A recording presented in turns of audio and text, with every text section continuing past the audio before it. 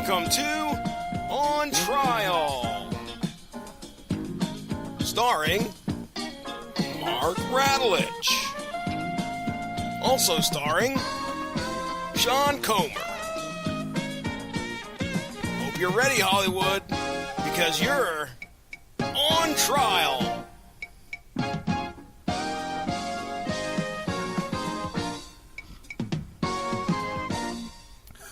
All rise. The Honorable Judge Fudge has entered the courtroom. Court is now in session. This is On Trial, brought to you by the Radulich and Broadcasting Network. And tonight I am your defense attorney, Mr. Mark Radulich, at least for as long as my voice is willing to hold out at the rate that it's going. Tonight on the docket, because it's Robin Hood week, is a much better iteration of the Robin Hood tale than the one that's currently in theaters. And more about that, just check out our damn 2 hours spent talking about that stupid Robin Hood movie, where it should have been 2 minutes. But I digress. Tonight we will be looking at Kevin Costner's Robin Hood, Prince of Thieves, because everything he does it for you. And currently doing a spit take is your prosecuting attorney, Mr. Sean Comer. How do you do, sir? I'm Sean, you're not, and Mark, you seriously were saving that up from the time you knew we were doing this movie, weren't you? I'll tell you the truth. Don't you lie. That just came to me. But just now. Yeah. Just now. You've known about this movie how long, and you waited until the last moment to come up with the Bryan Adams joke? Yep. And I thought I was the disorganized one. All right. So you all know how this game is played. Sean gives us some notes. I do a terrible synopsis, and then we jump into our opening arguments. So here we go, Sean. Tell us about Robin Hood, Prince of Thieves. Well, there are precious few notes about it. Right off the top, I'll tell you, it really, for its time, has a pretty spectacular cast. You have Kevin Costner in the titular role as Robin Hood, Morgan Freeman as his life-indebted Middle Eastern companion Azim, Christian Slater as Will Scarlet, Mary Elizabeth Mastrantonio as Marion, and, of course, the late, indescribably great Alan Rickman in one of his career-defining roles as the Sheriff of Nottingham. It's a product of that time in the early 90s when grandiose set-piece period epics often still ruled the box office. And this one was no different. On a budget of, peek at my notes here, $48 million budget, grossed $390.5 million worldwide, making it 1991's second highest grossing film. Along the way, Rickman received the BAFTA Best Actor in a Supporting Role Award for his portrayal of the Sheriff of Nottingham. All things considered, though, even if you've never seen the movie, you are probably well and truly familiar with its most famous achievement, and that is the sickly sweet adult contemporary Bryan Adams ballad, Everything I Do It For You, which was nominated for an Oscar for Best Original Song and won the Grammy for Best Song Written specifically for a motion picture or television series. Other than that, really about the only thing to note is that it took some doing to even get Rickman on board. He turned down the role twice, and what finally convinced him was when the filmmakers offered him total free reign, carte blanche, to interpret the Sheriff of Nottingham however he wanted.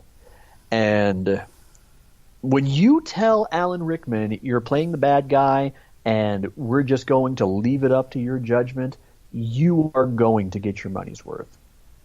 Without fail, always.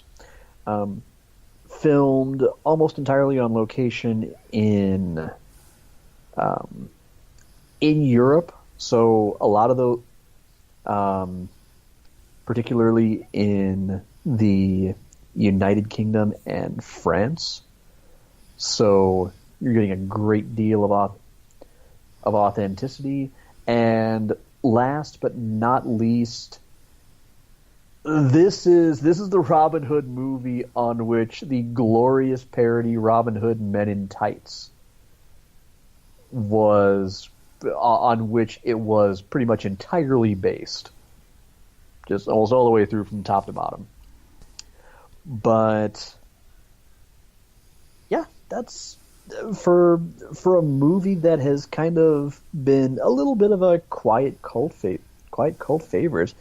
There's really not a whole lot of interesting history behind it. Except that, you know what? I did miss something in my notes here. It does bear noting the reason why we're talking about this, and that is that despite all the mild praise I just heaped upon it, this holds an underwhelming 51% approval rating on Rotten Tomatoes. On Metacritic, its weighted average is 51 out of 100 based on 25 critics, so it's mostly mixed or average reviews. It was nominated for 2 Razzie Awards that year. Kevin Costner for Worst Actor for his performance as Robin Hood, and Christian Slater nominated as Worst Supporting Actor. In fact, actually, Christian was nominated for Worst Supporting Actor for that and his role in Mobsters, but he lost out to Dan Aykroyd for Nothing But Trouble. And yeah, that's about. Oh, and no shame in this movie coming in second in 1991 because the first place movie, Terminator 2: Judgment Day. Should be noted that this shot for a budget of $48 million made almost $400 million. I mean, it was a good, bad, or indifferent, liked or hated. It was a smash success. Yeah, again, it was largely because there hadn't quite been the kind of full-on cynical backlash to these massive sweeping epics at this point. Kind of like there often is now toward superhero movies and big special effect extravaganzas.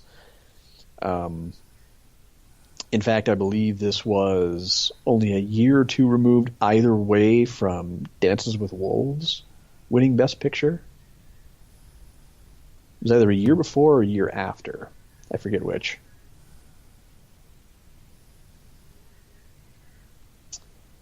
But yeah, long story short, we will not be discussing this one for 2 hours. There just isn't 2 hours worth of things to say.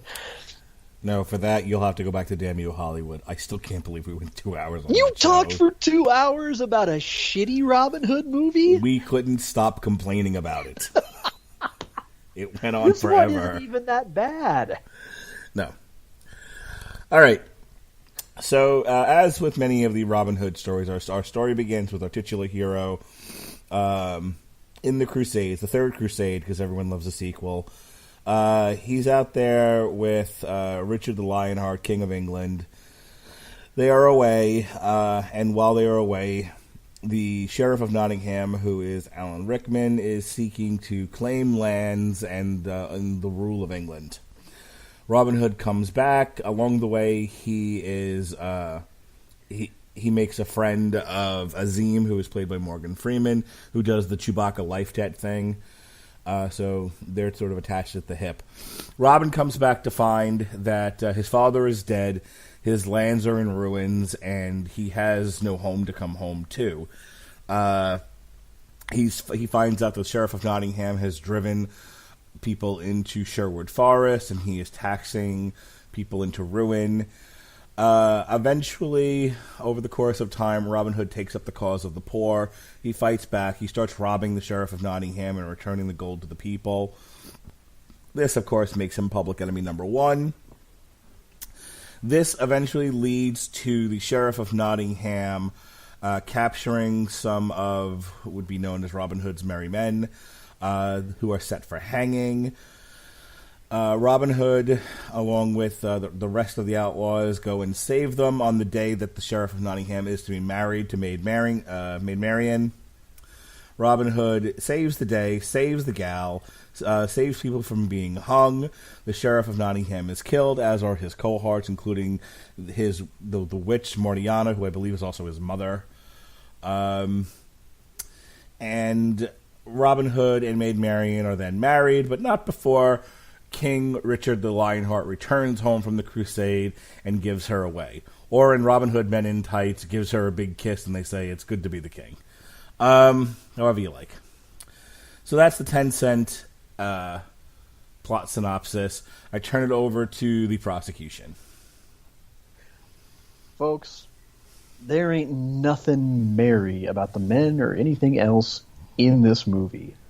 Not really a goddamn thing. The fact is, many of the reviews described it as depressing or joyless, murky, violent, and that's, in my opinion, just about the worst thing that any Robin Hood movie can be. Not violence. No objection to that, because it's high swashbuckling adventure. But having read the original tale of Robin Hood, when you read it, you aren't picturing a gent with all the charisma of a half-assed stucco job, which is what we got from Kevin Costner. Just a bored here to collect what at the time for him was another gargantuan paycheck. And God almighty, oodalolly, does it show in just about every line that he just kind of half mumbles his way through. It's such a departure from the other more engaging portrayals of this character that we've seen, from dashing, charming Errol Flynn, the wit of Cary Elwes in Men in Tights, which again is more joyful and more fun and more memorable than the movie it's fucking parodying pretty much from top to bottom. I mean, hell, when Mel Brooks made Spaceballs, he at least took an unforgettable sci-fi epic, a genre redefining classic, and put his own spin on it and produced something that was just as beloved. In this case, this Mel Brooks was tasked with, please make Robin Hood fun again. Hell, the goddamn fox from the Disney movie was a more satisfying apropos Robin Hood than Kevin fucking Costner. I was telling Mark before we went on the air, I said the more Kevin Costner movies I watch, which don't center on baseball, the more I agree with the Family Guy joke in which Chris Griffin walks out of having just seen No Way Out and just blurts out, how does Kevin Costner keep getting work? One day, we're going to have to all explain to our children and grandchildren why this man was one of the highest grossing, one of the most bankable stars of his generation. But anyway, enough with flogging that dead horse. Because that's really only part of the problem. There's just nothing else other than it being a masterclass in cinematography and having a breathtaking score that stands out as especially memorable. You have some of this time's really most respectable actors, and yet they are all phoning it in so very hard. Morgan Freeman is Morgan Freeman, even when he's phoning it in, you're so glad to see him there. Mike McShane is one of his generation's most energetic and just warm and magnetic character actors. He's a delightful Friar Tuck. But yeah, Christian Slater just couldn't be arsed, I think, for much less effort than he puts in as Will Scarlet. Alan Rickman is, as is to be expected. He's detestable, he's loathsome, he's snarling. He's everything you could want from a villainous Rickman performance. Everybody else, though, it just feels like it's either, other than for the most part, McShane and Rickman especially, it feels like everybody else is either having considerable talent wasted on this just bland, dark, mopey effort, or that they just don't have much to contribute in the first place. And that's unfortunate, because this should be such an easy story to adapt. It's Robin Hood. It's an utter classic. It is, our archetype for someone who stands up to the oppressive wealthy just so they can give back to the downtrodden, oppressed poor. It's somebody who we expect to kind of take a certain unrepentant glee in what they're doing, in taking the upper class down a peg. And here it's just reduced to something that feels like it has the skeleton of kind of a fun period piece, but like it damn sure shouldn't be a Robin Hood movie. So there's just very little to say except that this is a movie that is so boring as a whole that if it hadn't been made at a time when people just kind of ate this kind of thing up with a spoon, I don't even think we'd be talking about it today in the context that we are. Giving it a 50% rating on Rotten Tomatoes would probably be considered mostly generous. And with that, I hand the case over to the defense. So, there's a lot to be said here about poor Kevin Costner, and to which I say, leave Kevin Costner alone.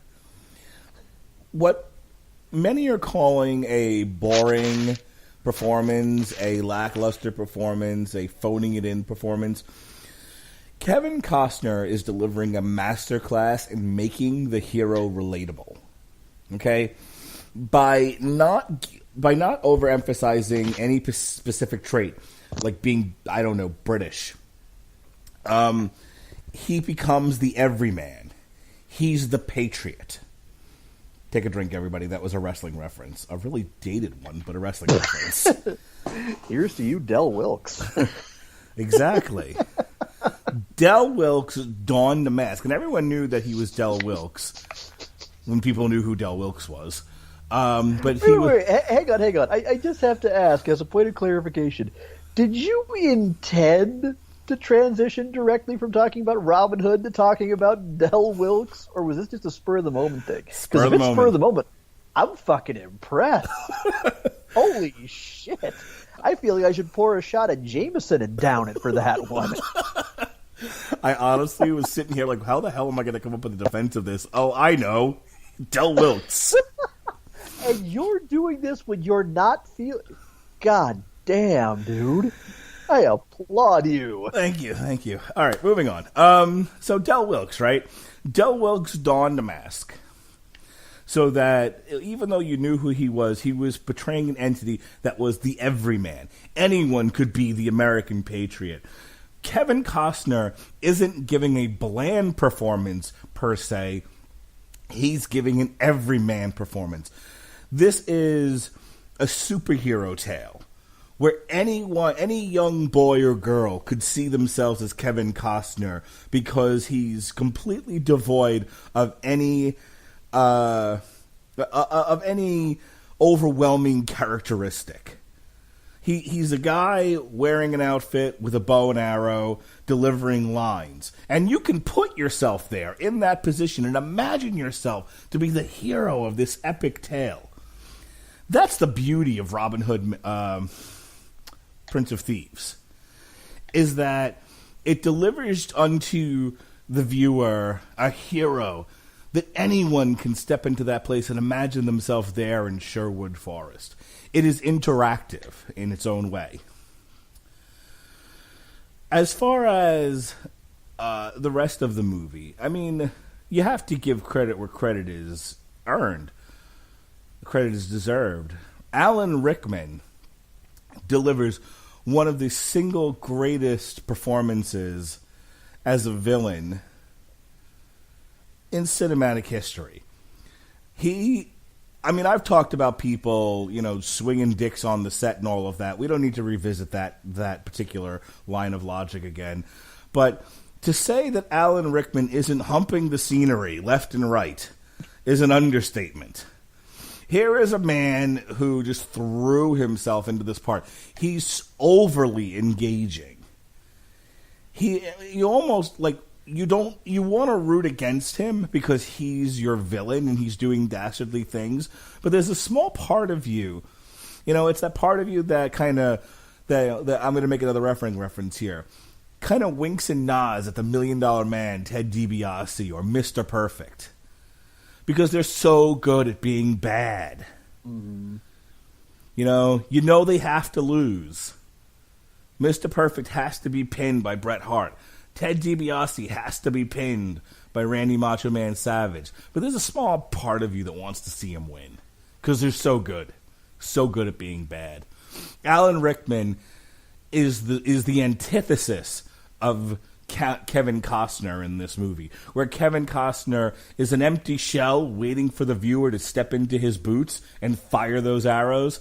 Alan Rickman, it absorbs all of your attention and makes the movie a grand viewing experience. The movie itself is gorgeous. England tends to be drawn up as a dreary place. I think it's this movie and a few others that have noted, that the weather is just terrible. I think it's actually Morgan Freeman who does make that comment at some point, that it's just a terrible place to be. I want to say maybe it's like a Harry Potter movie or something else where so this is a very similar thing about. No, it was Wonder Woman. Wonder Woman about she looks around and she goes, so this is England? She's like, it's terrible. She's like, it grows on you after a while. But they went out of their way to take what is often, referred to as a dreary, depressing place, especially in movies, and make it magical looking. Sherwood Forest is a place I'd like to visit. It beams in luscious greens off the screen. Other than Christian Slater, who I will admit is terrible. Go back to yelling about your penis and pump up the volume, sir. Get out of this. You don't need to be in this movie. I can't even give you, well, at least he tried. I'm pretty sure he wasn't trying. But, so outside of Christian Slater, who only plays a minimal part of the movie anyway, everybody else gives above average to outstanding performances. Everyone takes you there. There isn't a performance in the movie where it takes you out of the setting that they work so hard to draw you into. I don't know where you're getting the violent stuff from. This was an action. This was a family-friendly, action, rollicking good time. Even a dour scene like a hanging. You want dour? You want a dour hanging? Go watch. To be fair, I was quoting what the reviews said about it. I also qualified that by saying, okay, violence-wise, it's not that bad. Violence-wise, It is what it's supposed to be. Objection sustained. But if you really want dour hanging sequence in a misplaced in a movie it should never have been in, I submit to you the third Pirates of the Caribbean movie. I wouldn't even show that to one of my kids, and that's supposed to be the Errol Flynn-esque swashbuckling, let's have a good time. They're like killing kids at the beginning of that movie. Mm-hmm. This one, they go out of their way to save the kid. And the whole scene, they fire two human beings in a catapult. And it's dealt with in this lighthearted fare. I mean, is it Errol Flynn? No. But I'll grant you, anytime you put somebody in a catapult and shoot them over the wall and somebody says, "Oh, they made it," that's good for a laugh. That's a fun, good time. Even the doing away with the bishop at the end of the movie. I mean, they throw him a bunch of gold and push him out a window. Like I said, love Mike McShane. That's good stuff. The final fight scene, the sword fight between Robin Hood and the Sheriff of Nottingham, I'll put that up against any of the Star Wars lightsaber scenes. That had more depth to it. There was story behind it. It wasn't just them smacking mop handles together like little children.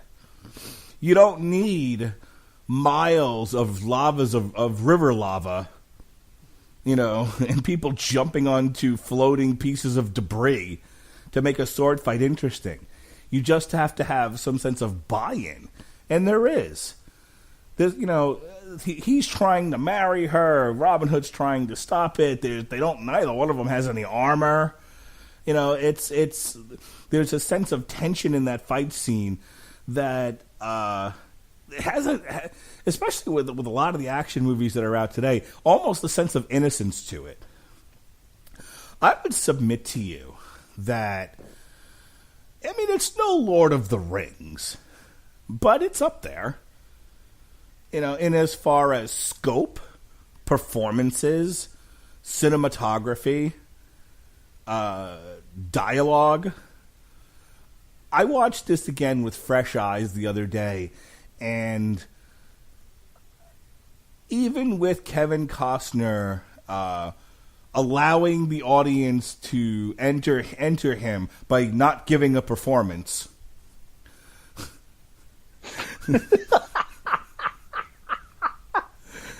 What a masterful actor he is, because who can pull that off? Who can walk on there and purposely not give a performance in a lead role? Only Kevin Costner, ladies and gentlemen. A masterclass in theater.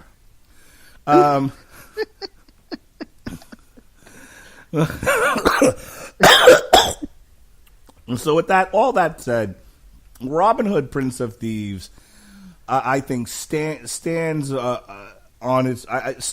today in 2018, along with many of our great adventure fantasy epics. And Kevin Costner makes Robin Hood the hero we all can identify with. I'll let the prosecution have the final word. To go back for a second, you remark about England. I'm reminded of a conversation that I had the other day with my friend Cara, who lives in Scotland. She was talking about how she and her girlfriend would love to one day maybe come to the United States and especially get to at least visit Minnesota for a while. And my being a former resident there of 12 years, I said, and I quote, "Be advised, Minnesota is fucking frigid in winter." Her response, "Mate, I'm Scottish. My country only has 2 months, June and winter." Nice. Love you, Cara. But to get back to wrapping up my case, and first and foremost to rebut the defense of Kevin Costner, it was pointed out that he delivers a masterful non-performance as an everyman, and that this is what we look to as one of the most inspiring traits of some of our heroes, some of our myths and legends. And in many cases, that would be true. However, when it comes to Robin Hood, you're not just talking about a hero. You are talking about an archetype. You were talking about a symbol. You were talking about the figure on whom a superhero, Green Arrow, was pretty much based. The avatar of standing up for the poor when the rich have them back into a corner, and they're excuse me, and the wealthy are only getting richer. Robin Hood is more than just a hero. Robin Hood is an ideal. He is a cultural metaphor. I don't really want to see Robin Hood played by a non-actor.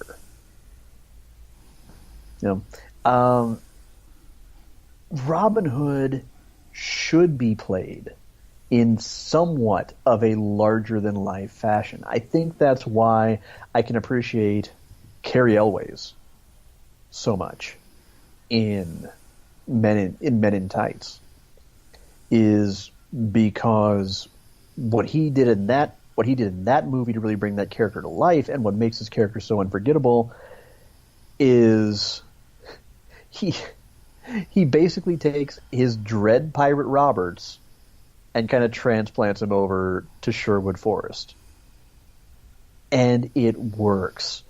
The charm, the wit, the resourcefulness, the kind of daring do, the sort of cocked eyebrow and the smirk. Again, the only, like I said, the only other quintessential Robin Hoods I can think of that really nail it down more than that are so synonymous, they're the first things I come up with when I think of that character, are the Disney version and Errol Flynn. Costner, if anything, is just forgettable. I guess the nicest thing I can say about what he achieves is, without this movie, there would have been no Men in Tights. So he gave Cary Elwes a very low bar to improve upon. So congratulations for that. Bravo. But and yes, I will give it credit. As an epic goes, as a period piece, gorgeous filmmaking. Absolutely outstanding. But in every other way,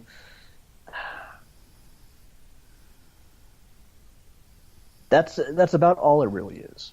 It's a feast for the eyes and for the ears, but it seems like so much wasted potential. At times, like it's a waste of one of Alan Rickman's definitive performances, and absolutely rightfully so. He is, giving him pretty much the full driver's seat to establish his character might have been the smartest thing that the studio did, because everybody else, arguably with the exception of McShane and maybe, at times even Costner, just feels so stock, so bland, so much so that at times when you look at the Merry Men, you really don't give a shit what's going to happen to most of them, because you're just not given a reason to care. But that's about it. That's about all there is to it. It's a movie that is saved, absolutely carried by Alan Rickman's performance as a villain, and being yet another masterwork of filmcraft that doesn't offer a whole lot else that's actually patently enjoyable. All right, I believe the jury is about ready to render a verdict here, so we'll move on. True thoughts. I'm sitting here and I'm like, wow, Kevin Costner, like, doesn't even try with the accent. No. Nope. Him and Christian Slater was just like, we're Americans, and cotton to no goddamn accent, and they're just like, whatever. We'll work around it. Everybody else is speaking with a British accent, and, then you have these two Yankees. Like, but we'll shoot arrows at them. Like, all right. Well, hopefully people, I like how Kevin Costner decided that instead of a British accent, he would just kind of high-pitch his voice and whisper his lines.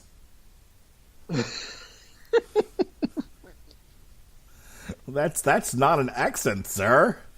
So my goal tonight was to somehow, because honestly, that's the biggest flaw of the film is Kevin Costner, and when you're the lead, that's a pretty huge flaw.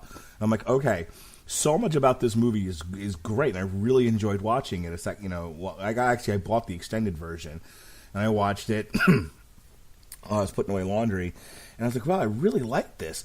But God, Kevin Costner's performance is terrible. And Kevin Costner's general blandness made him ideal to play a serial killer in Mr. Brooks. So, like,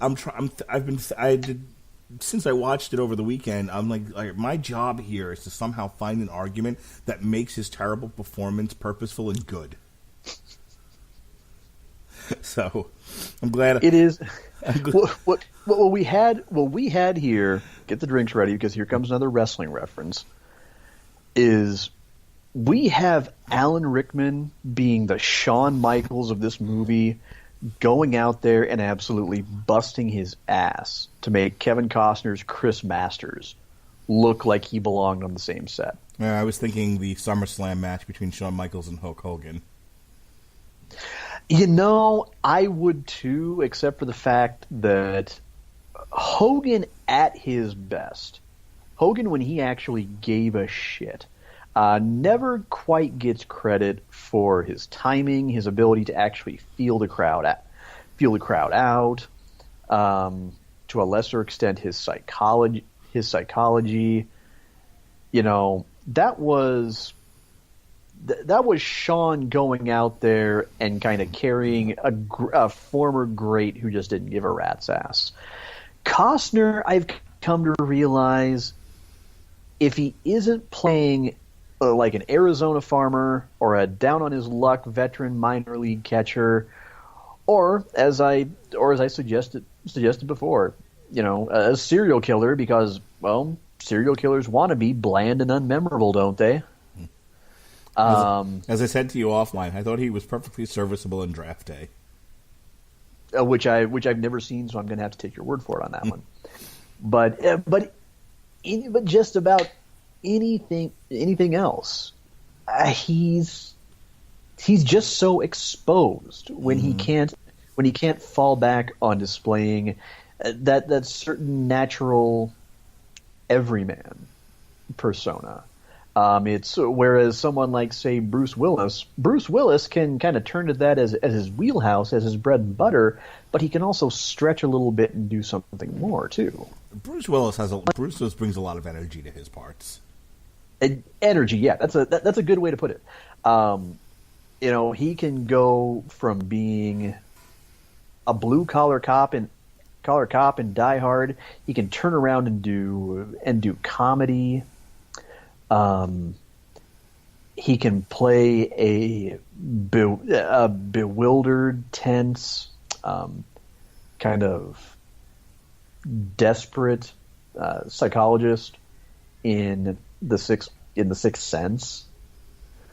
He's got more range than probably anybody who ever saw him first on Moonlighting with Sybil Shepherd ever gave him credit for. Costner, on the other hand, he has one character he can play, and it's great if it's the right script. Yeah. If it isn't, his limitations become just impossible to ignore. So other than that, and again, Christian Slater is just terrible. But I mean, there's so much of the movie that I enjoy. I think it deserves more credit than when you say it's 51% on Rotten Tomatoes, you're talking about the critic score, right? Not the audience score. Yeah, I believe it was the critic score. And while I'm verifying that, guys, I had to really turn up the volume on my criticism because I didn't hate this. I didn't hate this movie. In fact, I was shocked. It was better than I expected. I appreciate it. I definitely appreciate it now than when it came out in '91. And I was still a kid. I think in 91, I'm still like in high school, and I don't think I was as tolerant as a movie like this. You were in high school. I was in elementary school and only 2 years removed from having my mind blown by Batman. But watching this again, some performances. Christian Slater can act. He's not a terrible actor in the right role. He has his faults, but he's a damn sight better than this. But that's the thing, is I feel like he got this role because he's Christian Slater and he was hot at the time. Largely. Well, it's kind of the same way that the Sean Connery cameo as King Richard the Lionheart feels just tacked on at the end because they needed something. And it was still back when Sean Connery was still Sean fucking Connery, and League of Extraordinary Gentlemen hadn't made him go fuck this noise. But I enjoyed it. It's not one of those that I think would be like yearly appointment viewing, but it's gorgeous. The score was absolutely amazing. Rickman was a treat. I agree with you 100% about that final sword fight. In fact, I'd love to hear our good pal Andrew Graham weigh in on that. He's always got some interesting kind of inside baseball insights on battle scenes like that, especially in period pieces. Well, next week on the docket, another one for the ages, Rocky IV. I watched that with my son. He's obsessed with it now. That's all he talks about. He also doesn't understand the concept of being unconscious. Every time like Rocky beats Drago, spoilers, and Drago goes down for the count, and immediately I said, "Is he dead?" I showed him tonight. Was one of those, like, we were off schedule nights. My wife was doing something with my daughter, so I had him home alone. I was trying to make the night kind of special for him because he was feeling left out of things. Aww. So we got McDonald's and we hung out at the table, and we didn't have a lot of time, so we were watching videos on my phone. So I showed him Taker versus Mankind, Hell in the Cell, just the spots. Oh God! So Mankind goes through the table and he's like, "Is he dead?" I'm like, "No." That's a good question, but no, he's not dead.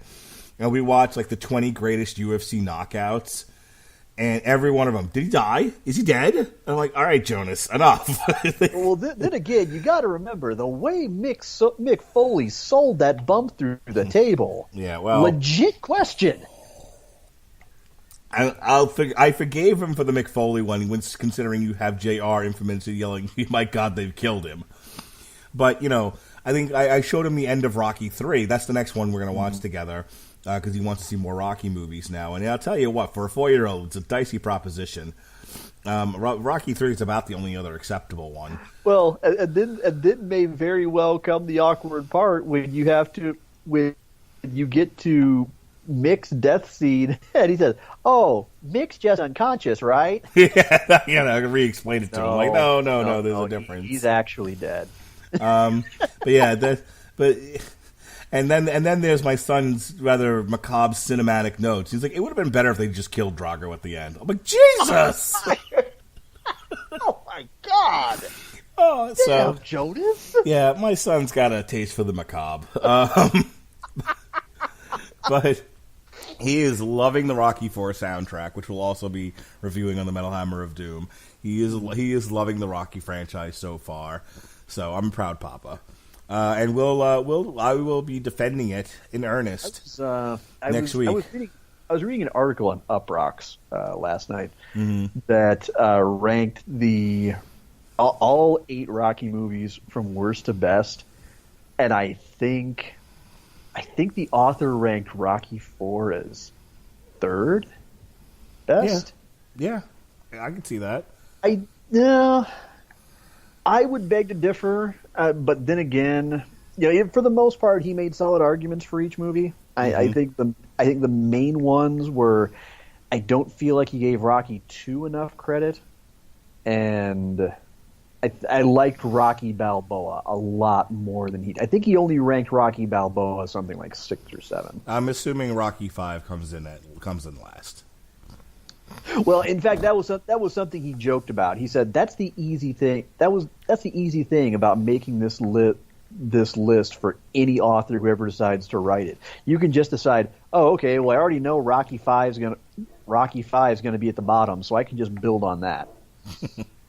Was he counting Creed? Yeah, he counted both Creeds in there. Okay. I believe he counted the first Creed, and this would make Robert Winfrey absolutely shit himself. Counted the first Creed as, I believe, the second best in the franchise. I don't agree with that. Here's the problem, right? You have such a tonal change. I don't want to go into a too long thing here, but when you look at Rocky 1 and 2, these were not just boxing movies. These were character pieces. It was about a guy struggling with who he is, and given the opportunity of a lifetime. And boxing just happens to be the thing in the movie. Then then there's this tonal shift, to Rocky 3 and 4, where there's so much more emphasis on the boxing and not as much on the character. There's more so Rocky 4 than 3. Rocky 4, being a metaphor for the Cold War is hilarious. But that's why, like, when you're dealing with a 4-year-old, you've only got their attention for so long. It was like, okay, Rocky 4 is an easy one. It's 2 fights. It's 2 fights and like 3 montages and some dialogue. This is perfect for a 4-year-old. Rocky 3 has some really dour moments in it, but then I showed him another thing I showed Jonas tonight was Rocky versus Thunderlips, which he thought was hilarious. It was. Yeah, he does. Hogan does something to Rocky, and my son's eyes bugged out of his head. He's like, "Oh, that's awesome!"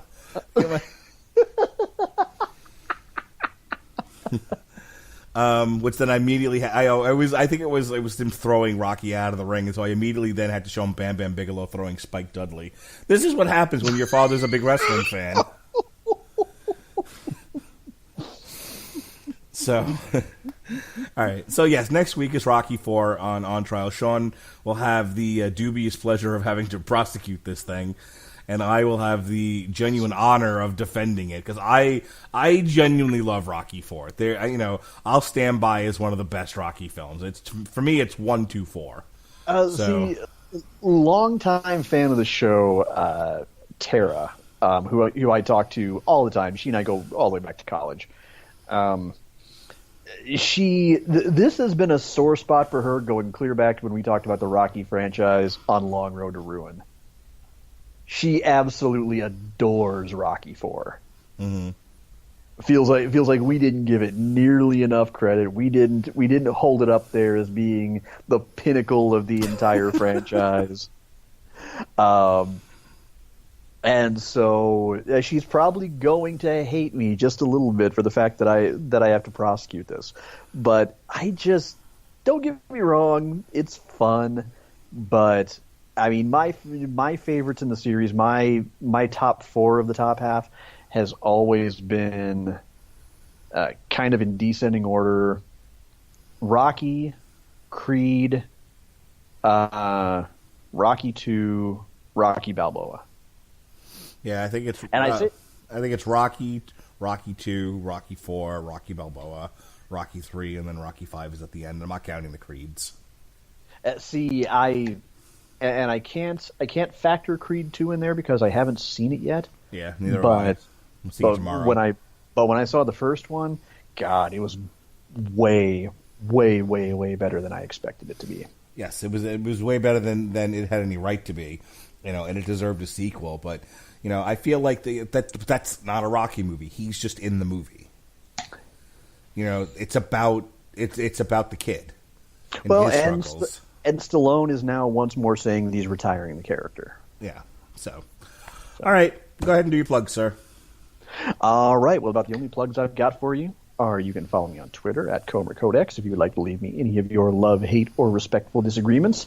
And in the meantime, most evenings, you can catch me playing video games on my Twitch channel, twitch.tv/ComerCodex. Most recently, we have been playing through Batman Arkham Knight, going through the entire story mode. I've taken a couple nights off because of work and just feeling a tad under the weather, but we will be back tomorrow night at 7 p.m. Central Time. That's our new time on Fridays now that my D&D campaign has been indefinitely shit-canned. And also in the near future, we are probably going to start playing Monster Hunter World since it was gifted to me recently by a good pal. And last but not least, occasionally I will jump on there and decide, you know what? Screw the story-based stuff. I just want to play Dead by Daylight and Overwatch for a while. But yeah, head over to my Twitter to catch updates on all of that. Thank you for following us, for listening, for downloading, for recommending us. By all means, keep that feedback coming, and never forget to never dull your colors for someone else's canvas. All right, next week is Boxing Week all week long. We're starting with December 1st, Saturday night, Deontay Wilder, versus Tyson Fury. It's a heavyweight boxing match on pay-per-view, Showtime pay-per-view. Tyson Fury, thank you. I couldn't remember his first name. I was trying to earlier. Myself, Pat Mullen, probably Gavin Napier will be doing live alternative commentary. Why listen to the bozos at Showtime when you can listen to the bozos on the Radulich and Broadcasting Network? Our commentary, much, much more entertaining. We continue Boxing Week with source material, Superman versus Muhammad Ali. On Tuesday, we will be reviewing myself, Ronnie Adams, and Jason Teasley will be reviewing Creed 2. Robert Winfrey has taken the night off because he has to deal with MMA, and he doesn't want to have to review a boxing movie. That was his words, not mine. The aforementioned Rocky IV soundtrack on Metal Hammer of Doom, where I will continue to regale you with stories of my son belting Hearts on Fire in the backseat of my car. Yes! I am a proud papa. And then we're right back here, our second week in a row for On Trial, Rocky IV. Sean will be prosecuting, I will be defending. The following week, on our last On Trial of the year, will be Jingle All the Way. Where put the cookie down. Sean will be Sean will be defending. I will be prosecuting. So I'm sure that'll be a lot of fun. All right. With that said, court is now out of session. I don't remember these terms. I'm so tired. Be well, be safe, and behave.